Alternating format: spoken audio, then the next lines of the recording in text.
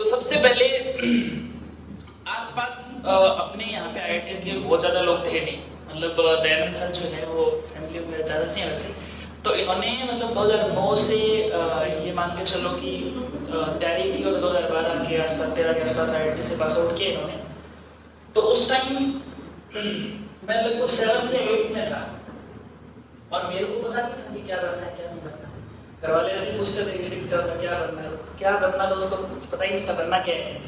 फिर पापा जी ने जैसे ऐसे पता किया कि भाई मतलब बच्चा मैथ्स में अच्छा है तो क्या कर सकता है, तो ये पहले सिलेक्टेड थे। तो इन्होंने बोला कि सबसे बेस्ट जो है वो आईआईटी का टैग है आज के टाइम पे इंडिया में, उससे बेस्ट कुछ भी नहीं है। अगर मैथ्स में बच्चा अच्छा है तो आईआईटी के नाम से बेस्ट कोई अचीवमेंट ही नहीं है आज के टाइम।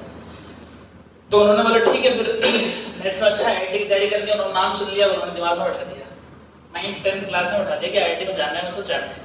जब तक तैयारी स्टार्ट नहीं हुई थी उससे पहले ही दिमाग में उठा दिया था कि आईआईटी में जाना है।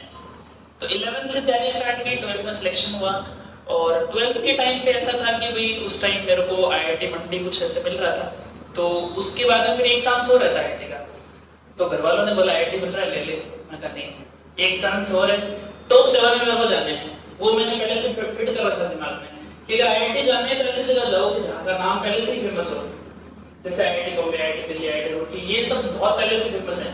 तो ये दिमाग में फिट कर लिया था कि जाना है टॉप 7 में जाना है। बहुत बड़ा रिस्क रहता है, 12th के बाद आपका सिलेक्शन हो गया फिर से आप रिस्क ले रहे हो, सिर्फ आपके पास एक ही चांस हो, क्योंकि नीट वालों के पास बहुत चांस रहते हैं तो उनको इतना डर नहीं रहता क्या रिपीट करना है ऐसे रहता है। तो उस टाइम मतलब ये था कि भाई हाँ, जब 11th और 12th में पढ़ता था तब मेरे को ऐसा लगता था कि पढ़ने से सिलेक्शन हो रहा है तो अपन पढ़ ही तो रहे, उसमें कोई ये थोड़ी है कि बहुत कुछ करना पड़ता है, ऐसा भी नहीं होता।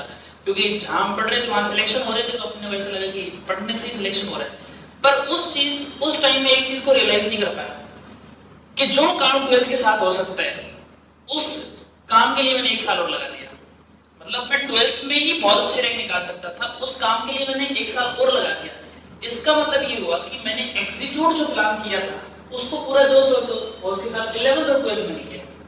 मतलब 12th के बाद में मैंने वो चीज रियलाइज करी कि कहीं ना कहीं मेरी तैयारी में कमी थी, इसलिए 12th के साथ तगड़ी रैंक नहीं निकाल पाया। तो वो चीज हमने फिर 12th के बाद मैंने अप्लाई करी और उस साल मेरा सिलेक्शन हुआ। तब से मेरे को एक चीज समझ में आई कि टाइम कम ज्यादा कुछ भी नहीं होता। जिस दिन अपन ये सोच लेते हैं ना कि अपने को ये करना है और उसके बाद बहुत एग्रेसिवली आप उस काम को करने के लिए लग